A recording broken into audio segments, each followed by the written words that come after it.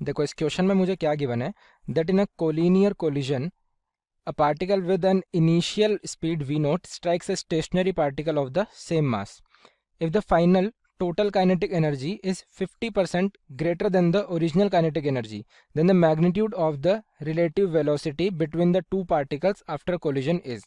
देखो क्वेश्चन मुझे क्या बोल रहा है कि एक पार्टिकल है मेरे पास, ठीक है, कुछ इस तरीके से एक पार्टिकल है मेरे पास, वो किसी दूसरे पार्टिकल से टकरा रहा है। तो ये जो पहला पार्टिकल है ये स्पीड v नोट से जा रहा था और जो दूसरा पार्टिकल है ये रेस्ट पे था, ठीक है, और दोनों का मास सेम है, इसका m है तो इसका भी m मान लेता हूँ, गिवन क्वेश्चन में सेम मास का है। अब क्वेश्चन मुझे क्या बोल रहा है कि जो फाइनल टोटल काइनेटिक एनर्जी है वो इनिशियल टोटल काइनेटिक एनर्जी से 50% से ज़्यादा है, ठीक है। काइनेटिक एनर्जी जो बाद में मिली इनके टकराने के बाद, वो जो टोटल काइनेटिक एनर्जी थी वो टकराने से पहले जो काइनेटिक एनर्जी रही होगी उससे 50% से ज़्यादा है। तो मुझे बताना है कि इनकी जो रिलेटिव वेलोसिटी थी टकराने के बाद उसका मैग्नीट्यूड कितना होगा, ठीक है।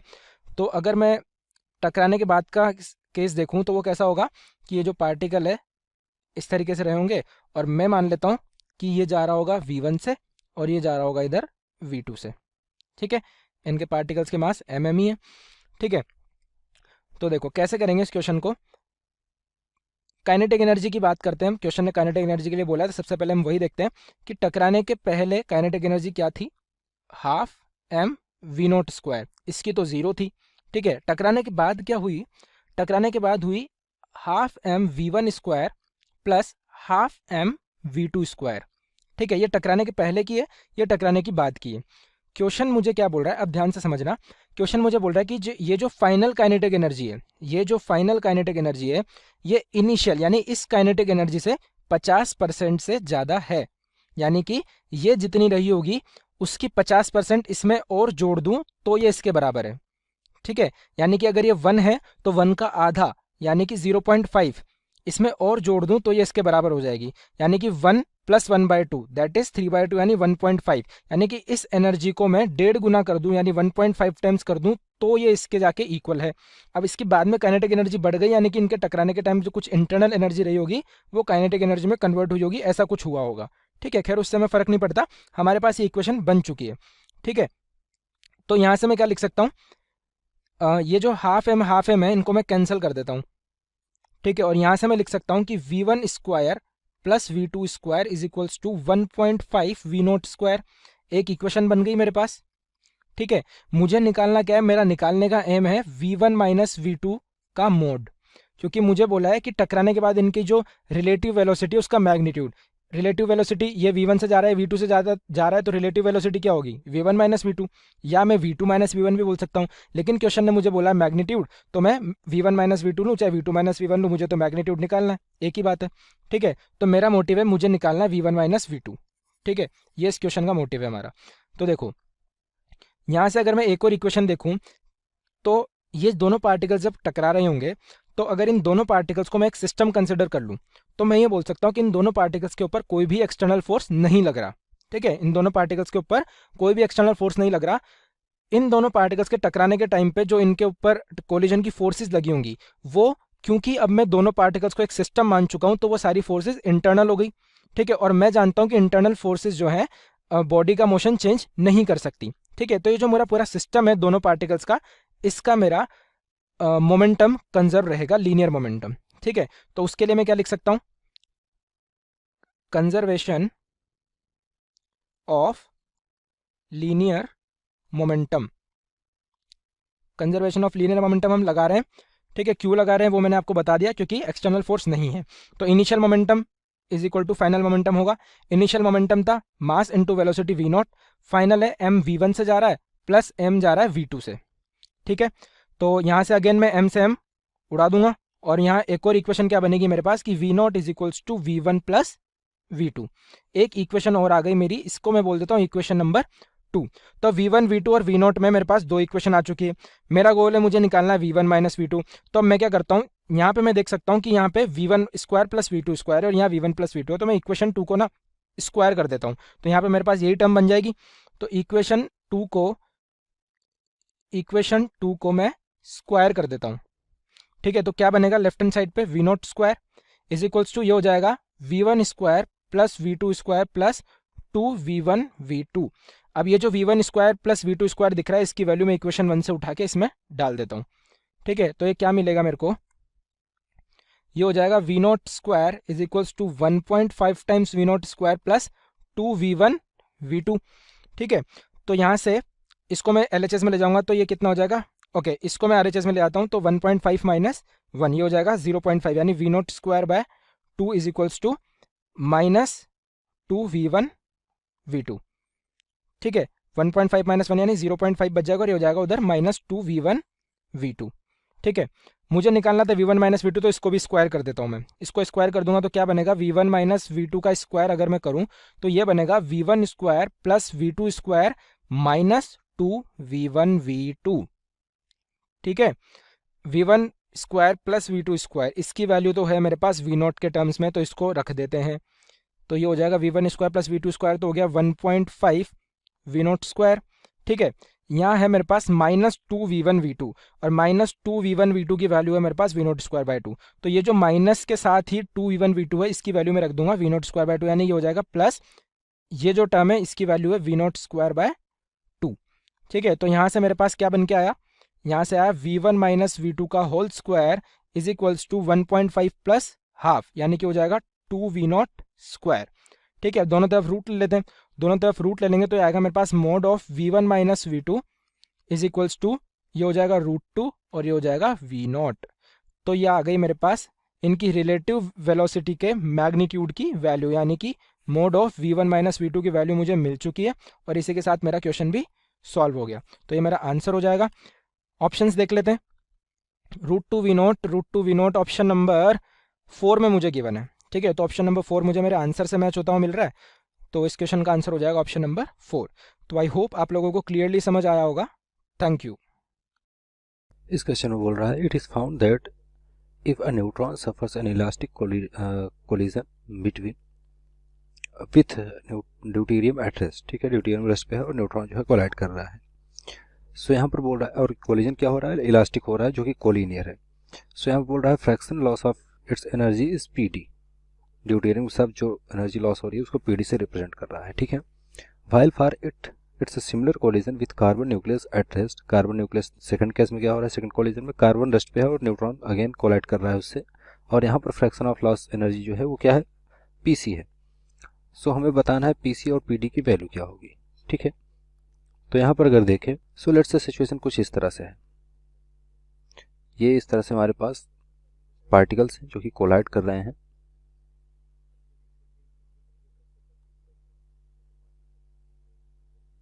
ठीक है, सो इनिशियली ये हमारा न्यूट्रॉन है। न्यूट्रॉन का मास लेट से m मान लेते हैं। ठीक है, तो इसका मास क्या होगा ड्यूटेरियम का, ये न्यूट्रॉन है तो ये होगा ड्यूटेरियम। फर्स्ट कोलिजन की हम बात कर रहे हैं, for first collision. Second collision में बस अंतर इतना है कि मास जो है इंक्रीज कर रहा है और बाकी सारी चीज़ें सेम है। यहाँ पर m है, यहाँ पर मास क्या होगा 2 टाइम्स होगा ड्यूटेरियम का मास। ठीक है, और ये क्या है, रेस्ट पे है, ये v वेलोसिटी से मूव कर रहा है मान लेते हैं। ये बिफोर कोलिजन की कंडीशन है। आफ्टर कोलिजन क्या हो रहा है, लेट्स से कि ये v1 वेलोसिटी से और ये v2 वेलोसिटी से मूव कर रहा है। तो यहाँ पर हमें ध्यान देने बात ये है कि यहाँ पर हमें सिर्फ वेलोसिटी देखनी है, हीट एनर्जी लॉस देखना है सिर्फ v1 का कितना लॉस हो रहा है। ठीक है, जो न्यूट्रॉन है न्यूट्रॉन का कितना लॉस हो रहा है, तो न्यूट्रॉन का हम देखेंगे, ये m है और ये है 2m अगेन। ठीक है, सो ये है ड्यूटेरियम। सो यहाँ से अगर देखें तो हम यहाँ पर कंजर्वेशन ऑफ मोमेंटम अप्लाई करेंगे by conservation of linear momentum. ठीक है, कंजर्वेशन ऑफ लीनियर मोमेंटम, तो यहाँ से देखें अगर तो ये हो जाएगा mv प्लस इसका हो जाएगा 0, इसका हो जाएगा m v1 प्लस हो जाएगा 2 times of m into v2 के। ठीक है, सो यहाँ सॉल्व करें तो m से m कैंसिल आउट, ये हो जाएगा v इक्वल्स टू आ जाएगा v1 प्लस 2 v2 के। ठीक है, ये इक्वेशन हो गई 1 हमारी। दूसरी इक्वेशन ये बनेगी, क्योंकि यहाँ पर बोला जा रहा है कि जो कोलिजन है वो क्या है, इलास्टिक है और कोलिनियर है, तो यहाँ पर ई की वैल्यू क्या हो जाएगी, 1 हो गया है, क्योंकि कोफिशिएंट ऑफ रेस्टिट्यूशन जो है यहाँ पर क्या हो रहा है, 1 हो रहा है ई की वैल्यू। सो यहाँ से हम बोल सकते हैं कि जो v होगा, यहाँ से v2 माइनस v1 जो होगा वो किसके बराबर हो जाएगा, v के बराबर हो जाएगा। ये इक्वेशन सेकेंड हो गई। अब फर्स्ट और सेकेंड इक्वेशन को सॉल्व करते हैं। Now from first and second, first और सेकंड को सॉल्व करते हैं। तो यहाँ से आ जाएगा, देख सकते हैं v के इक्वल ये भी है, v के इक्वल ये भी है, तो दोनों को इक्वेट कर सकते हैं। तो हो जाएगा v2 माइनस v1 इक्वल हो जाएगा v1 प्लस 2 v2 के। ठीक है, सो v2 को इधर लाते हैं, तो हो जाएगा माइनस ऑफ v2, इस 2v2 को इधर लाएंगे तो क्योंकि प्लस है तो माइनस हो जाएगा, और v1 को उधर ले जाते हैं तो ये हो जाएगा 2v1। ठीक है, सो v2 इक्वल्स टू हो गया 2 times of minus of 2v1 and v1 equals to हो गया माइनस, एक्चुअली हमें निकालनी है v नॉट के टर्म में वैल्यू।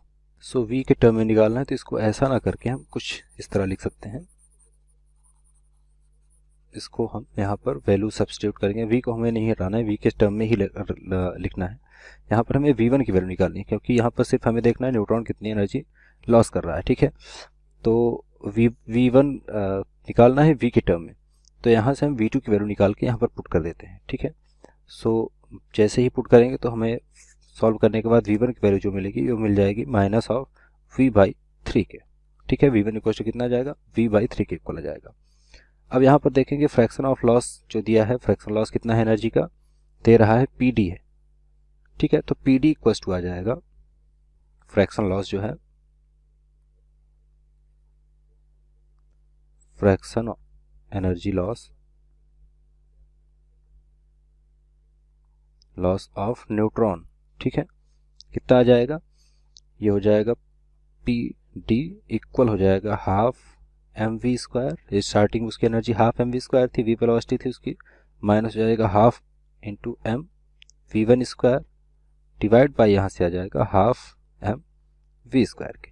ठीक है, तो इसमें v1 की जगह हम पुट कर देंगे v/3। ठीक है, तो जैसे ही वैल्यू पुट करके इसको सॉल्व करेंगे तो आंसर आ जाएगा यहाँ से। सो यहाँ से pd इक्वल टू आ जाएगा, यहाँ पर वैल्यू पुट करेंगे तो ये हो जाएगा 8/9 के इक्वल, जो कि आएगा 0.89 के इक्वल। ठीक है, तो जो फ्रैक्शन ऑफ एनर्जी लॉस हो रहा है जब ड्यूटेरियम के साथ वो कोलाइड कर रहा है तो कितना हो रहा है, 0.89 का। तो pd की वैल्यू हमें मिल गई है, कितनी आ गई, 0.89। ठीक है, अब सेकंड हम देखते हैं। यहाँ पर हमारे पास देख सकते हैं दो ऑप्शन तो कैंसिल हो गए पहले ही, फर्स्ट और फोर्थ ऑप्शन कैंसिल आउट हो गए, सेकेंड और हमारे पास थर्ड ऑप्शन बचे। तो यहाँ पर क्योंकि हमने देखा कि यहाँ पर pd पहले है, तो pd पहले है तो यहाँ पर सेकंड ऑप्शन करेक्ट होना चाहिए, थर्ड ऑप्शन गलत होगा। ठीक है, यहाँ से आइडिया लग जाता है, लेकिन फिर भी हम इसको सॉल्व करेंगे, देखते हैं कार्बन के लिए कितना आता है। तो सिर्फ सेम चीज़ यहाँ पर होगी कार्बन के लिए, सिर्फ यहाँ पर क्या चेंज हो जाएगा, यहाँ पर मास की जगह पे जो 2m था, अगर कार्बन हो गया तो इसकी जगह पर मास क्या आ जाएगा, 12m आ जाएगा, 12 टाइम्स ऑफ न्यूट्रॉन। ठीक है, तो बस इक्वेशन चेंज हो जाएगी यहाँ से, और इक्वेशन जो बनेगी फॉर सेकेंड कोलिजन।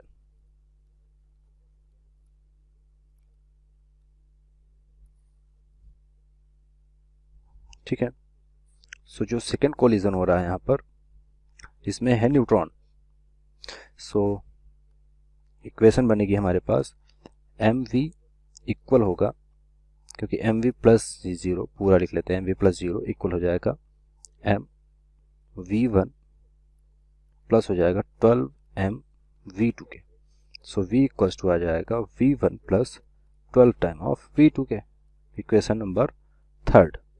ठीक है, इक्वेशन थर्ड, एंड अगेन चूंकि e इक्वल्स टू 1 है, सो अगेन वही इक्वेशन जो सेकंड इक्वेशन थी उसी को एज इट इज लिख लेंगे, जो कि हो जाएगा v2 minus v1 equals to v के। ये इक्वेशन हो गई 4। Now from third and fourth से दोनों को सॉल्व कर लेंगे कार्बन के लिए। सो यहाँ से आ जाएगा हमारे पास v1 की वैल्यू जो निकल के आएगी सॉल्व करने के बाद, वो आ जाएगी -11/13 v के, एंड v2 की वैल्यू अगर देखें तो ये आ जाएगी 2v डिवाइड बाई 13 के। सो क्योंकि हमें मतलब है v1 से, तो v1 को हम कंसिडर करेंगे यहाँ पर। सो इसको हम लिख सकते हैं इस तरह से। हमें निकालना है एनर्जी लॉस, ठीक है। सो फाइनली एनर्जी लॉस जो है कितना हो जाएगा, पीसी है इस केस में, तो PC equal to fraction of energy loss जो है, ठीक है। तो पीसी इक्वल टू हो जाएगा हाफ एम वी स्क्वायर जो कि इनिशियल था, माइनस हो जाएगा half m v one square. Again हम न्यूट्रॉन का ही कंसिडर करेंगे, ठीक है, क्योंकि कार्बन एटम के साथ कोलिजन कर रहा है, तो कार्बन एटम का नहीं निकालेंगे जिस तरह से हमने ड्यूटेरियम के साथ किया था, और डिवाइड बाई हो जाएगा हाफ एम वी स्क्वायर के। सो यहाँ से देखें तो ये हो जाएगा पी सी इक्वल हो जाएगा, जो यहाँ से निकल के आता है आंसर वैल्यू पुट करने के बाद, ये आ जाएगा 48 डिवाइड बाई 169, जो कि अप्रॉक्सीमेटली इक्वल है 0.28 के, ठीक है। तो ये फ्रैक्शन ऑफ एनर्जी लॉस जो था वो हम सेकंड के लिए भी देख सकते हैं। जब कोलिजन करता है वो कार्बन के साथ तो कितना हो रहा है 0.28, और ड्यूटेरियम के साथ था 0.89 के, ठीक है। सो ऑप्शन हम देखें तो ऑप्शन जो सेकंड है इसके लिए ये इसका राइट आंसर होगा, ठीक है। A particle of mass m moving in the x direction with speed 2v is hit by another particle of mass 2m moving in y direction with the speed v. If the collision is perfectly inelastic, the percentage loss of energy during the collision is close to. See, ಒಂದು ಎರಡು particles ಇಲ್ಲಿ collision ಹೇಳ್ತಾ ಇದ್ದಾರೆ. So ಒಂದು particle mass m ಇದೆ, ಇದು X direction ಅಲ್ಲಿ move ಆಗ್ತಾ ಇದೆ, ಇದ್ರದ್ದು ಸ್ಪೀಡ್ 2v ಇದೆ. So it comes and hits another particle of mass 2m. So idraddu mass 2m. It is moving in y direction. So e direction alli move agtide. Idra speed bandu v. So if the collision is perfectly inelastic, so idu inelastic collision agta idre the percentage loss of energy in collision is due to anta keltidare. So percentage loss of energy eshtu anta keltidare. So initially first ಇದು collision ಆಗುವಾಗ ಏನ್ ಹೇಳ್ತೀವಿ ನಾವು, momentum will be conserved. So by conservation of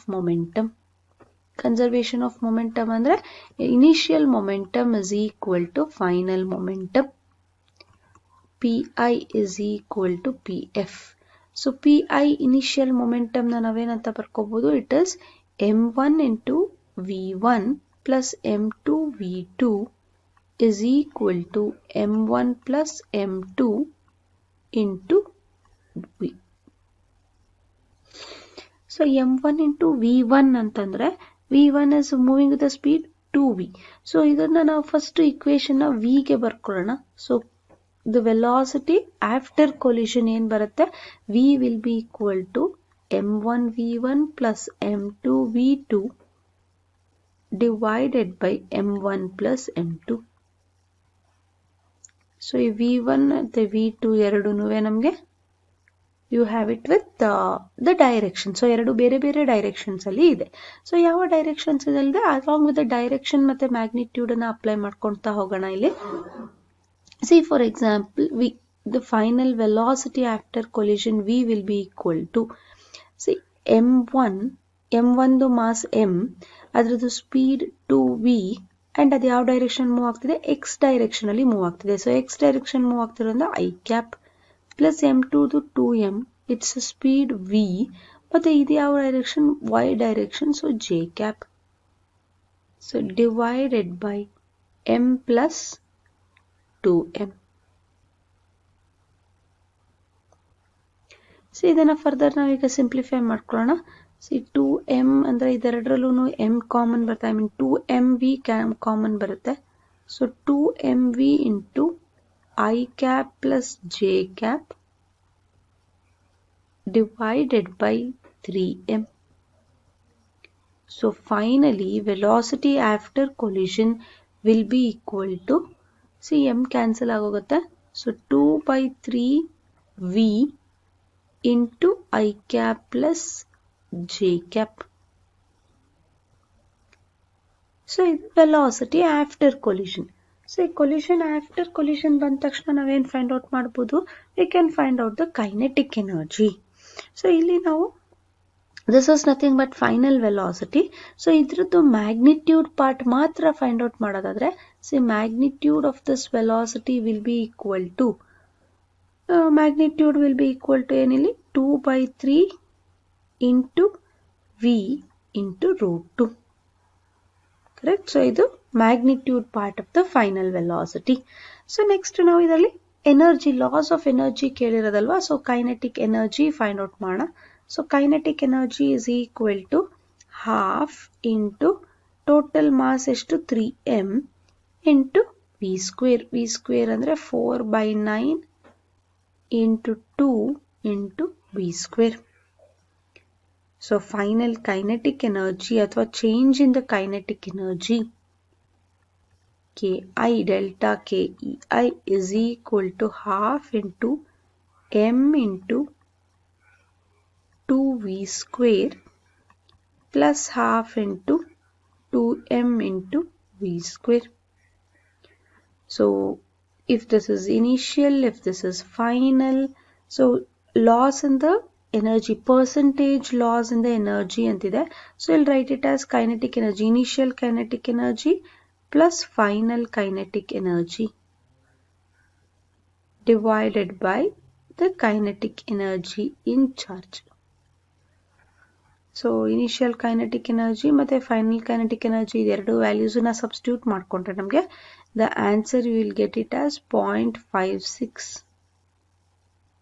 So 0.56 or 56% ಅಂತ ಬರ್ಕೋಬಹುದು. This is the loss in the change of the energy. So ನಮಗೆ ಕೊಟ್ಟಿರೋ options ಅಲ್ಲಿ ನೋಡಿ, option B 0.56 correct answer. Hello students, today our question is a particle of mass m is projected from the ground with an initial speed u0 at an angle alpha with the horizontal, and at the highest point of its trajectory it makes a complete inelastic collision with another identical particle which was thrown vertically upward from the ground with the same initial speed u0, and the angle that the composite system will make with the horizontal immediately after the collision is. So we have A, B, C, D option is given here. So we have to find which angle is correct here. So the solution of this question is, firstly we can draw the diagram for it to understand it better. So this is our diagram here. So this is initially it is displaced with the angle, this is the angle theta, and we have the mass and velocities, initial velocities u0, and here horizontal component of the velocity is mu cos theta, and in this direction we have mv0. So this is in this direction and we have the this here. So from this we have to find the theta here just after collision. So velocity of the particle, so we can write here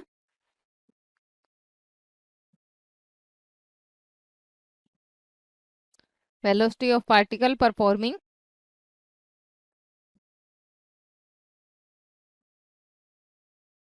projectile motion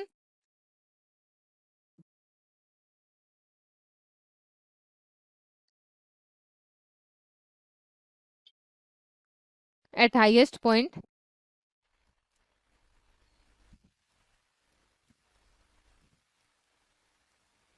so this will equals to v1 is equals to, so velocity 1 is equals to v0 cos alpha. This is the performance of the velocity at the highest point, so this is v cos alpha here,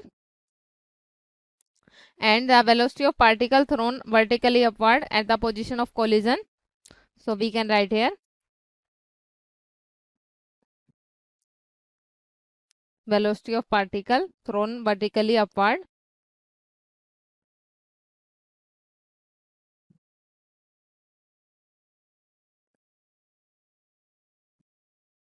at the position of collision,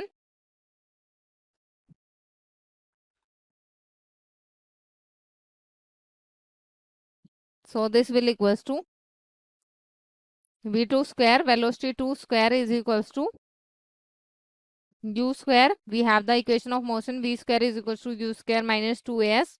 So 2a acceleration is gravity here and displacement is u square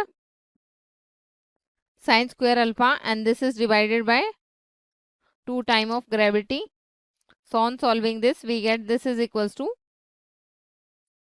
this will equals to v cos alpha here from the conservation of momentum from the law of conservation of momentum.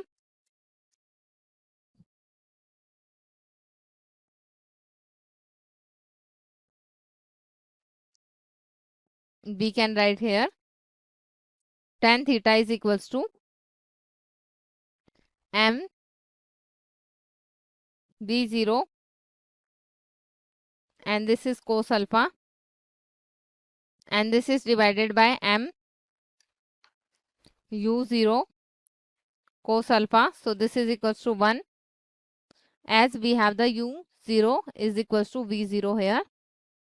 So from this we can write here tan theta is, if we take inverse both sides, so we get tan inverse 1. So we know that theta is 1 at 45 degree.